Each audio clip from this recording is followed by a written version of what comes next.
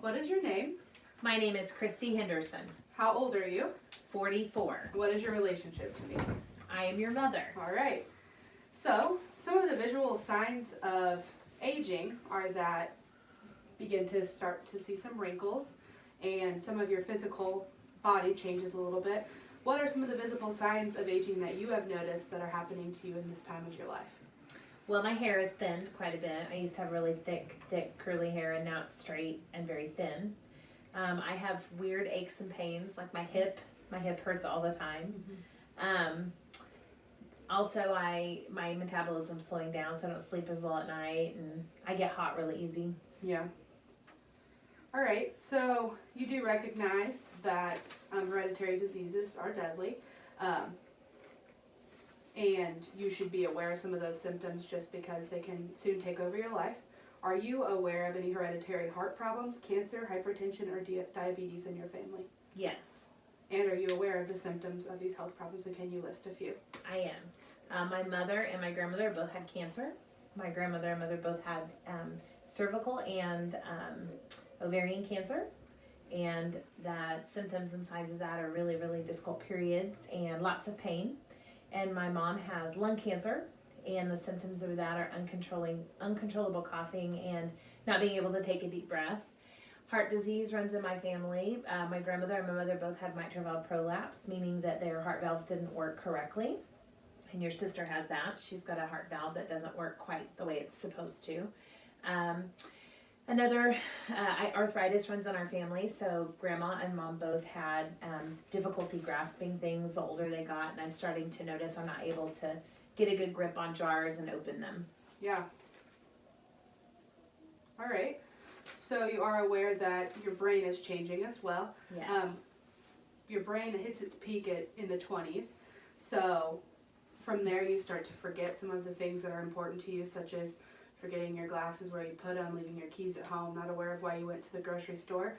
How do you get past some of those? Do you write lists? Do you find ways to organize your thoughts so that you don't forget them as easily?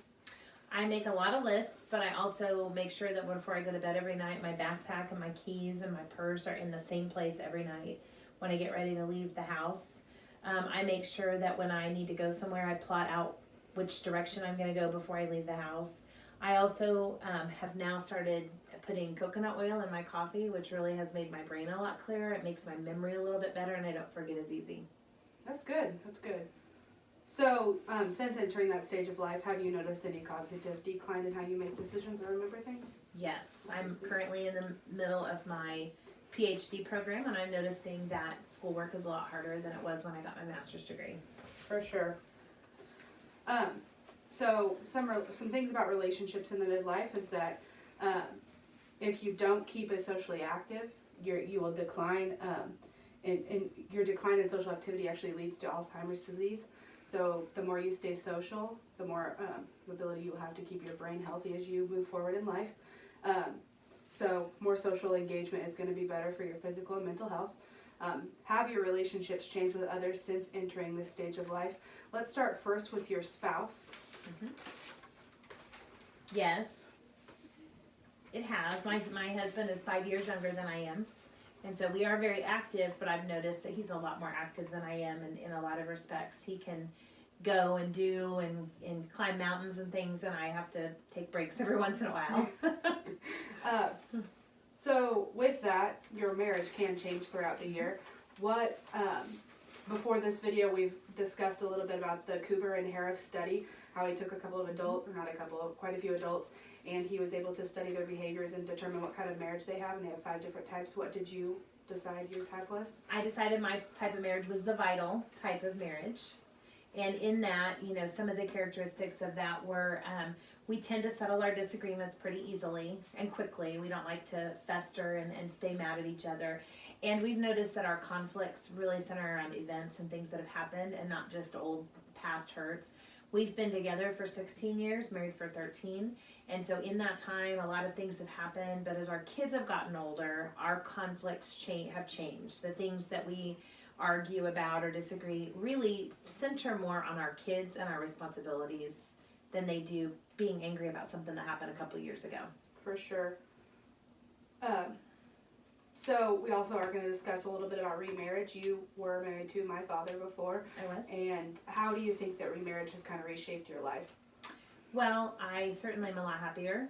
And I think that, and I can even look in pictures and see when I was married to your dad, I tended to look a lot older because I was not as happy. And I think I had started the decline then. But now that I'm happy, I think I take better care of myself. I definitely am more active, and I'm careful about what I eat. And I just try to enjoy life a little bit more. I think it's also important to note that being remarried is very difficult when it comes to other family members who don't particularly agree with that decision. What I've decided is it doesn't matter as long as my family and I are happy. We're just going to keep moving forward. I like that a lot. How have your relationships with your parents changed? Well, I have a difficult relationship with my mom. I always have. My mom did not truly raise me. And so as I've become older, I've grown to appreciate her a lot more. And we have more of a friendship than we do a mother-daughter relationship. I'm careful and guarded about the things I tell her. She doesn't know everything about my life. I only tell her what I want her to know. And I only involve her in those things that are safe for me. But as I grow older, I do recognize that she's getting older, and I also recognize I'm probably going to end up having to help take care of her as her health declines and we move into that next part of our life. Oh, yeah. All right, so now we'll talk a little bit more about your career. What is your career at this time? I'm an elementary school counselor. Okay. And are you comfortable and content with your career? I'm comfortable. I'm not exactly happy because I don't think I'm where I'm exactly supposed to be. I like to teach, and so in this position I'm able to teach and to counsel, but my ultimate goal is to be able to teach counselors so that I'm able to work with adult learners and kind of further the field and further the career more than what I'm able to do right now. Sure. Do you want to advance or change your career in the future? If so, why or why not? I will be advancing my career and really kind of changing. I won't be serving in a school setting anymore. I'll be teaching at the university as a tenured professor. Eventually, I'd like to be a department chair and possibly move into university president or running an entire, department at the university level. I see that changing in the next 10 years, and I'm very excited about it because that's kind of the peak and the pinnacle of what I went to school for. Yeah. All right, so we're going to move a little bit more towards the your health and back to the physical parts. What lifestyle choices have a strong impact on you? For example, do you exercise? Do you have diet? What are your habits? I tend to eat a very low carb diet. I try to stick to more of a ketogenic lifestyle, so making sure that I'm balancing my macros and trying to keep my energy levels high. I've recognized that I cannot eat sugar. My body does not metabolize it correctly. I cannot eat greens or any kind of yeast. My body does not metabolize it, and I tend to gain weight. I'm in menopause. I've been in menopause for a couple years, so just doing that, being in menopause and then eating those kinds of things, I noticed the weight gain around my midsection a lot more. I'm also very careful to go to bed at a pretty even time and get at least 6 to 8 hours of sleep every night. I just can't function otherwise. And I'm also becoming a little bit more aware of things that are happening with my breasts, because breast cancer is, something that runs in my family. And so I'm very careful to examine about once every 6 weeks to make sure that the spots I have aren't getting any bigger. Sure. So if you could change any of your choices from the past, what lifestyle choices would you have changed? I don't know that I'd change any of them. I'm very happy with where I'm at, and I wouldn't not get divorced. I wouldn't not have married your dad because I have you. I don't think there's anything I would change. I'm extremely happy with where I'm at, and everything in my life has happened for a reason and a purpose. So lastly, we're going to discuss midlife crisis. During this stage of somebody's life, you become tired of sitting in the waiting room time period. So where you're sitting around just waiting for something good to happen for you. You become more focused on your present rather than your future or your past. But most people in the U.S. say they do not experience a midlife crisis, most of which are women who say that they enjoy their midlife and they find it to be very freeing and satisfying. So, do you predict you will have or have already experienced a midlife crisis?